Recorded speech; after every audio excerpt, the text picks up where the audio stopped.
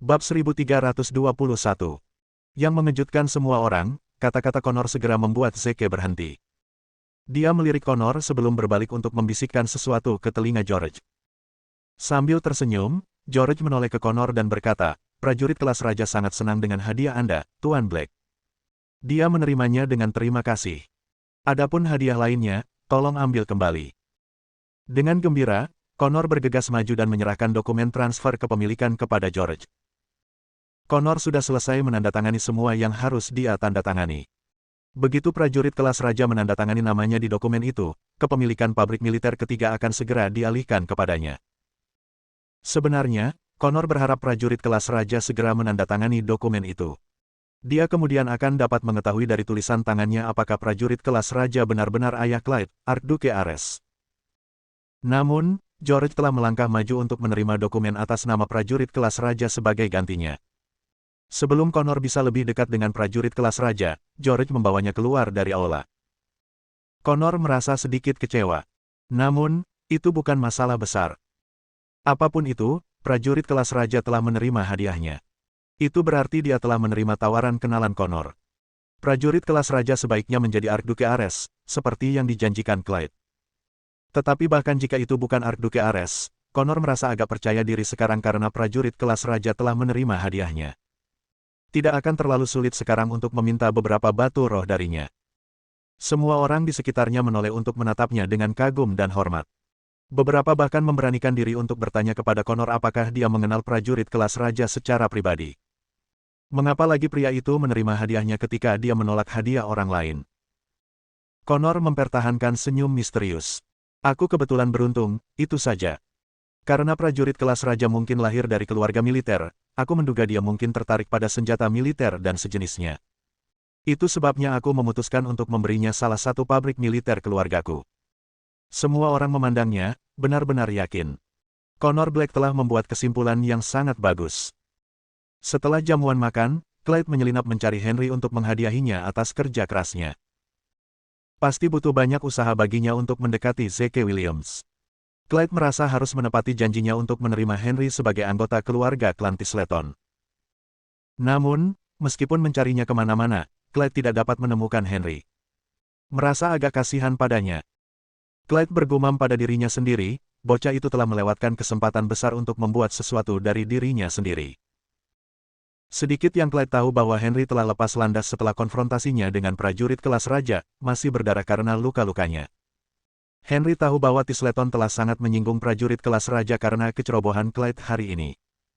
Hukuman untuk itu adalah eksekusi untuk seluruh klan. Henry segera memutuskan untuk kabur.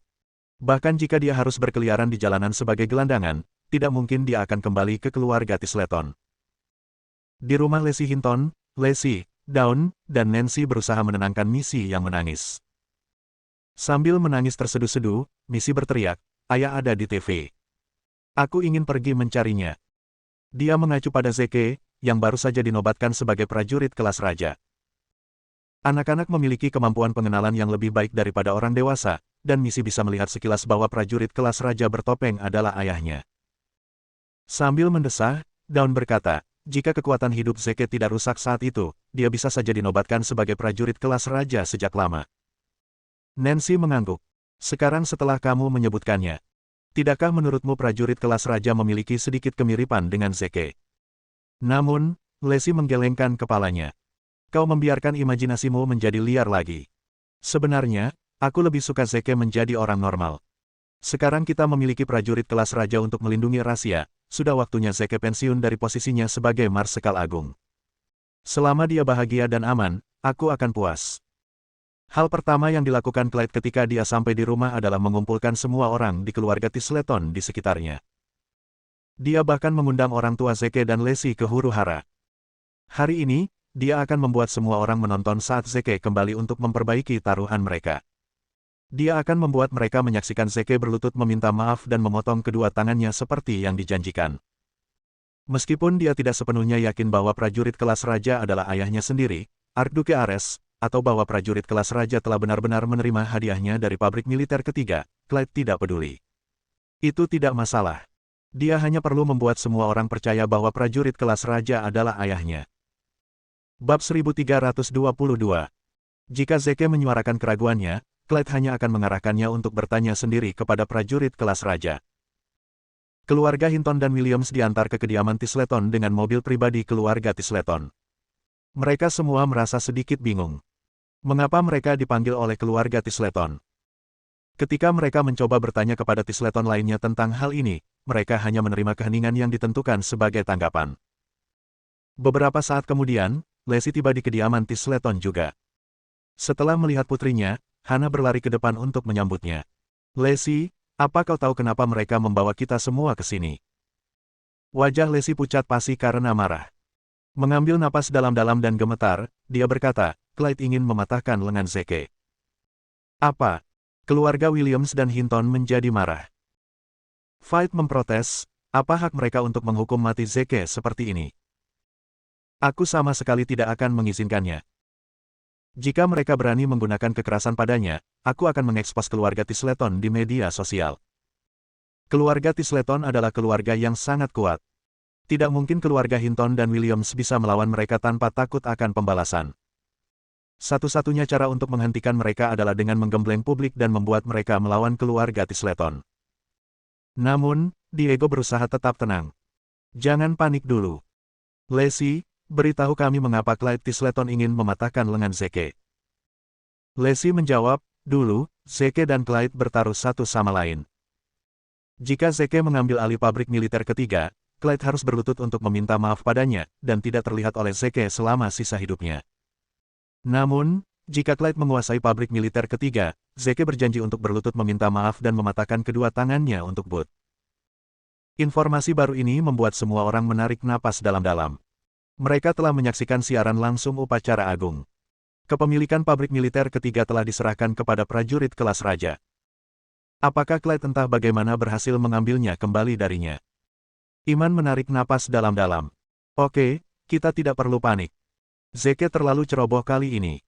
Lacey, telepon Zeke dan peringatkan dia untuk tidak datang. Katakan padanya untuk mencari tempat persembunyian untuk sementara waktu. Dengan saya di sekitar, mereka tidak akan berani melakukan apapun pada kita." Mengangguk, Lacey menyelinap ke sudut yang tenang untuk menelepon Zeke. Namun, Clyde telah melihat segalanya. Dengan dingin, dia membentak dengan curiga, "Mengapa kalian semua bertingkah begitu licik?" Astaga, keluarga Williams dan Hinton berpikir dengan putus asa, rencana kita telah digagalkan oleh Clyde. Keheningan ketakutan menyelimuti seluruh ruangan. Mengintai Lacey, Clyde menyambar telepon darinya. "Apakah kamu mencoba untuk memperingatkan Zeke? Bukankah dia Marsekal Agung? Jangan bilang dia bahkan tidak punya nyali untuk muncul di depanku hari ini. Jika dia tidak muncul untuk memenuhi taruhan kita hari ini, aku akan mengeksposnya ke seluruh dunia. Aku akan pastikan untuk merobek reputasinya sampai hancur." Hati semua orang tenggelam. Saat mereka semua panik, suara sedingin es terdengar di pintu. "Apakah aku salah dengar? Siapa yang ingin menghancurkan reputasiku hingga hancur berkeping-keping?" Semua orang menoleh untuk melihat kedatangan terbaru. Itu adalah Zeke. Wajah Lacey berubah pucat. Zeke sekarang seperti anak domba tak berdaya yang berjalan langsung ke sarang singa. Hal-hal tidak terlihat baik. Berjalan menuju Zeke, Lacey tergagap, "Zeke, kamu." Zeke membelai rambutnya dengan lembut. "Lacey, jangan khawatir. Semuanya baik-baik saja." Clyde tertawa dingin. "Wah, Zeke, aku mengagumimu karena begitu berani. Mari kita lewati basa-basinya, iya. Kulihat kau datang untuk membuat taruhan kita bagus." Zeke mengangguk. "Ya, sudah waktunya bagimu untuk menepati janjimu." Marah, Clyde meludah, "Kaulah yang seharusnya menepati janjimu. Sejauh yang saya tahu, Anda bahkan tidak berhasil menghadiri upacara agung. Apakah saya harus percaya bahwa Anda berhasil mendapatkan pabrik militer ketiga?" Ketegangan terasa. Memang benar tidak ada yang melihat Zeke di televisi selama upacara penobatan. Jatuh dari kasih karunia adalah hal yang mengerikan. Bahkan Marsekal Agung yang dulu dihormati telah dicabut haknya untuk menghadiri upacara penobatan setelah kehilangan kekuatannya. Bab 1523. Zeke tampak geli. Dengan binar di matanya, dia bertanya, "Seberapa yakin Anda bahwa saya tidak hadir di upacara itu?" Berhenti menyemburkan sampah, Clyde terkekeh. "Saya ada di sana pada upacara itu. Jika Anda ada di sana, seperti yang Anda nyatakan, bukankah saya akan melihat Anda?" Laki-laki, patahkan tangannya. Segera, 5 pria kekar terhuyung-huyung ke Zeke. Masing-masing dari mereka memiliki kapak di tangan mereka. Clyde telah meminjam orang-orang ini dari Connor. Mereka kejam dan berdarah dingin dan telah dilatih secara khusus untuk membunuh. Unit Firewall Connor adalah salah satu yang terbaik di rahasia. Pembunuh ini ahli. Sambil tersenyum jahat, Clyde berkata, Zeke, aku akan memberimu pilihan. Kamu bisa mematahkan tanganmu sendiri, atau aku akan menyuruh orang-orangku di sini melakukannya untukmu. Semua orang diam, menunggu intervensi. Tiba-tiba, Diego melompat ke depan dan berteriak, berhenti di sana. Beralih untuk menatapnya dengan ekspresi yang agak tidak senang, Clyde berkata, apa yang saya dengar? Apakah Anda menolak untuk mendukung akhir taruhan putra Anda? Diego menarik napas dalam-dalam. Tentu saja tidak. Namun, aku ayah Zeke. Aku ingin menanggung hukuman menggantikannya. Aku akan mematahkan kedua tanganku dan memenuhi janji anakku padamu. Segera, Daniel memotongnya. Diego, jangan gegabah. Beralih ke Clyde, dia melanjutkan, saya tahu bahwa keluarga Anda selalu tertarik untuk mengambil alih Linton Group. Kami bersedia menyerahkan kepemilikan Linton Group kepada Anda jika Anda berjanji untuk melepaskan senjata Zeke. Kekuatan hidup Zeke telah rusak dan tidak dapat diperbaiki lagi. Dia tidak lagi menjadi ancaman bagimu. Tolong lepaskan dia. Zeke merasakan aliran kehangatan di hatinya. Tidak peduli apa, darah akan selalu lebih kental dari air. Namun, Clyde menolak tawaran mereka dengan dingin. Maafkan saya. Kesempatan bagi saya untuk mematahkan lengan Zeke ini sangat berharga, dan saya tidak akan melewatkannya. Jangan repot-repot mencoba berkompromi. Masih tidak mau melakukannya sendiri, Zeke. Mungkin kau butuh bantuan anak buahku. Clyde menatap kelima pria kekar itu, dan mereka mulai berjalan terlatih-tatih menuju Zeke, dengan kapak di tangan. Tatapan baja mereka tertuju pada lengannya. Menyaksikan ini, keluarga Hinton dan Williams gemetar ketakutan. Namun, Zeke tetap sangat tenang. Clyde, kamu bilang kamu telah memenangkan taruhan. Katakan padaku, lalu, kepada siapa kamu mentransfer pabrik militer ketiga? Clyde langsung menjawab, pabrik militer ketiga sekarang berada di bawah kepemilikan ayahku, tentu saja. Oh benarkah? Zeke merasa sangat geli. Hentikan dengan omong kosong ini. Clyde bergemuruh. Meskipun kamu tidak hadir di tempat kejadian, kamu pasti telah menonton upacara agung di TV. Connor menyerahkan dokumen transfer kepemilikan kepada prajurit kelas raja. Dan prajurit kelas raja kebetulan adalah ayahku, Archduke Ares. Saya baru saja menelepon ayah saya, dan dia berjanji akan menyerahkan pengelolaan pabrik kepada saya. Zeke tidak tertarik. Biarkan aku mengkonfirmasi apa yang baru saja kamu katakan. Kamu bilang kamu mengalihkan kepemilikan pabrik militer ketiga ke ayahmu, kan? Dengan arogan, Clyde menjawab, tentu saja. Namun, Zeke menggelengkan kepalanya. Maafkan aku. Aku tidak punya anak pecundang sepertimu. Mendengar pernyataan yang agak konyol ini, semua orang terdiam karena terkejut. Apakah Marsekal Agung yang terhormat sengaja mempermainkan Clyde Tisleton? Itu tidak mungkin. Dalam sekejap, wajah Clyde diselimuti rasa malu dan marah. Gemetar karena marah, dia meraung, Zeke Williams, apa maksudmu dengan itu? Zeke Williams merogoh saku jasnya dan mengeluarkan setumpuk dokumen. Dengan sembarangan melemparkannya ke atas meja, dia berkata, saya minta maaf untuk menyampaikannya kepada Anda, tetapi dokumen transfer kepemilikan ada pada saya. Karena kamu bilang kamu menyerahkannya kepada ayahmu, kurasa aku ayahmu sekarang. Apa? Disambar petir, semua orang menatap dokumen di atas meja dengan kagum. Apakah ini benar-benar dokumen pengalihan kepemilikan pabrik militer ketiga? Bagaimana Zeke berhasil mendapatkan mereka? Semua orang telah melihatnya sendiri ketika prajurit kelas raja menerima mereka dari Connor Black. Kesadaran yang memberatkan tiba-tiba muncul pada mereka. Itu tidak mungkin. Clyde mengambil dokumen-dokumen itu dan mulai memindainya dengan panik. Sesaat kemudian, senyum kejam menyebar di wajahnya. Dokumen transfer kepemilikan ini palsu. Beraninya kamu membuat salinan palsu dari mereka. Apakah kamu tahu seberapa parah kejahatan itu? Bab 1524. Zeke tetap tidak terganggu. Apakah Anda menuduh saya melakukan pemalsuan sekarang? Saya bisa menuntut Anda atas pencemaran nama baik.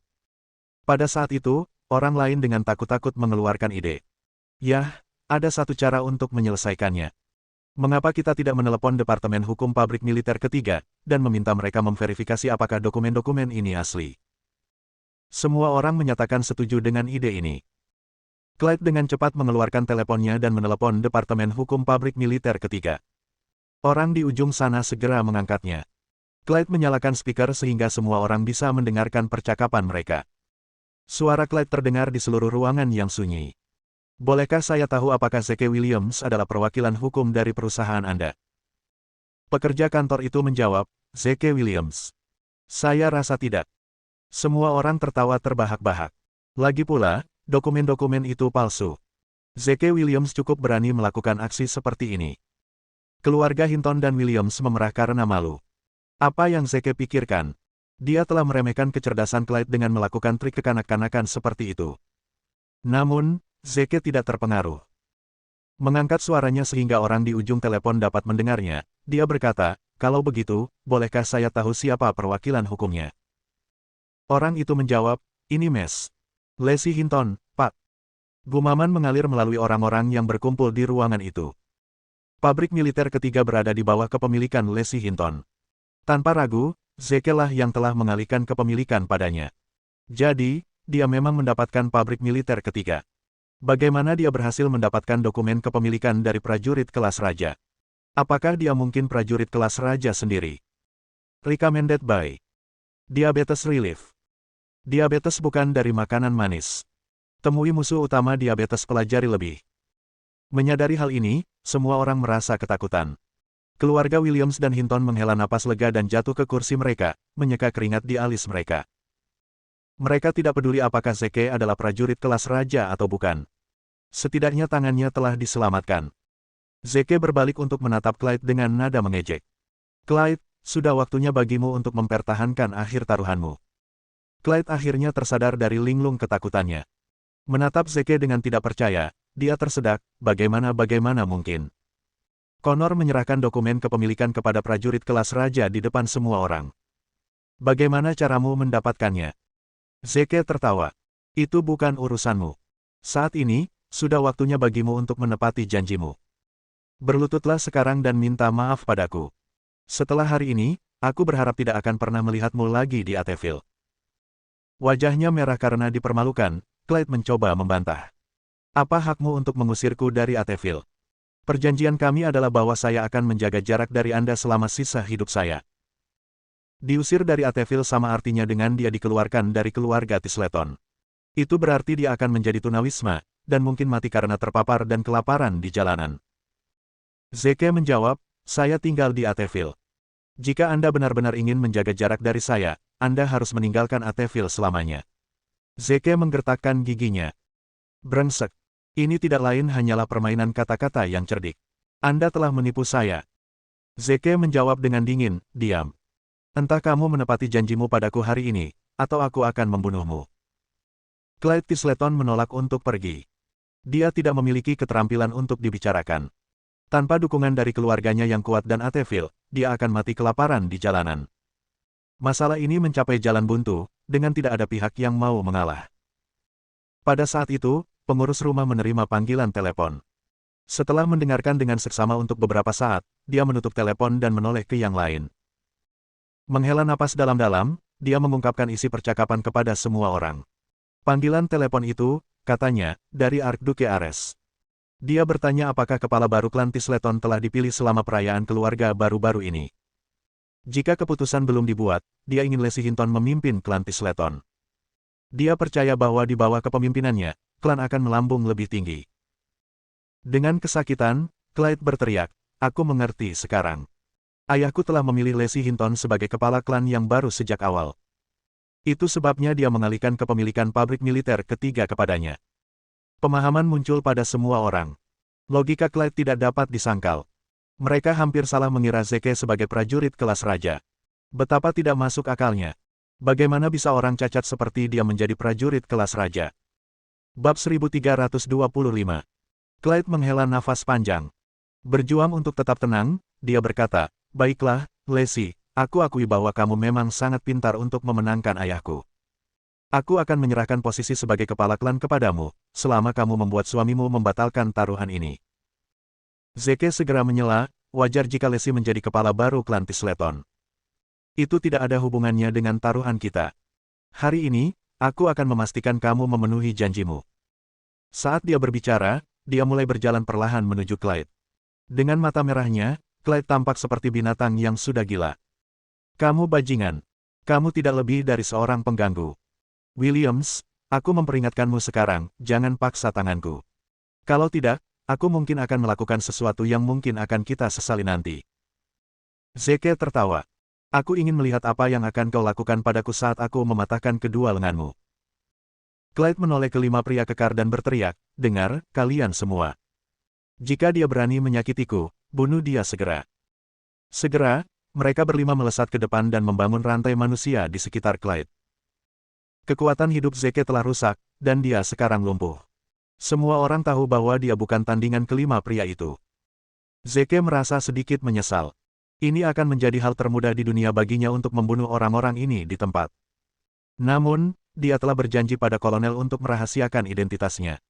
Untuk saat ini, dia tidak bisa membunuh mereka sendirian. Menghentikan langkahnya, Zeke memanggil, tunggu apa lagi? Saatnya bertindak.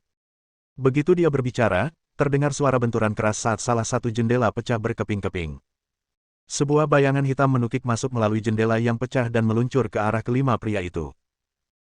Khawatir, kelima pria itu segera mengangkat kapak mereka untuk melindungi diri mereka sendiri. Serangkaian dentang keras diikuti saat pisau bertemu kapak. Setelah itu, kelima pria itu membeku di tempat mereka, berdiri diam. Namun, kapak di tangan mereka jatuh ke lantai dengan serangkaian bunyi tumpul. Mereka mengeluarkan banyak darah dari sayatan rapi yang dibuat di leher mereka. Setengah menit kemudian, kelima pria itu ambruk ke lantai, di mana mereka berbaring diam. Bayangan hitam itu menukik ke arah Clyde. Meraihnya, pedang itu digunakan untuk menusuk luka dangkal di lehernya. Bayangan hitam itu ternyata adalah Mer. Collins. Semua orang terkejut. Maju seperti usianya, pria ini cukup pejuang. Dia mampu mengalahkan 5 pria besar sekaligus, dan bahkan membunuh mereka semua tanpa melukai dirinya sendiri. Di mana Zeke menemukan prajurit seperti ini? Clyde sangat ketakutan hingga wajahnya memutih. Orang tua ini telah membunuh 5 orang sekaligus. Jika dia mau, dia juga bisa membunuh Clyde. Di bawah ancaman kematian, Clyde akhirnya mengalah. Suaranya bergetar, dia tergagap, aku akan meninggalkan Ateville. Aku akan pergi. Jangan bunuh aku akan pergi sekarang. Mer Collins tertawa dingin. Kalau begitu, ayo pergi. Aku akan mengirimmu pergi. Dengan pedangnya masih menempel di leher Clyde, Mer Collins mengantar Clyde keluar dari istana Tisleton dan keluar dari Ateville. Keheningan yang mematikan telah menyelimuti seluruh ruangan. Bau darah yang khas memenuhi ruangan, membuat semua orang merasa agak muak dengan teror. Zeke berjalan ke arah Lesi dan meraih tangannya. Lesi, ikut aku. Dia membawanya ke kursi kepala klan Tisleton, dan membuatnya duduk di dalamnya. Mulai sekarang, Lesi adalah kepala baru dari klan Tisleton. Siapapun yang berani melawannya akan menemui ajal mereka. Dan tandai kata-kataku, aku akan bisa membunuhmu. 5 mayat di sini adalah buktinya. Tidak ada yang berani protes. Menundukkan kepala, mereka bergumam, kami berjanji setia kepada kepala keluarga baru kami, dan akan menjadi pelayan setianya selama kami hidup. Lesi merasa sangat terkejut. Baru saja, dia telah diserang di semua sisi oleh semua orang, terutama oleh keluarga Tisleton.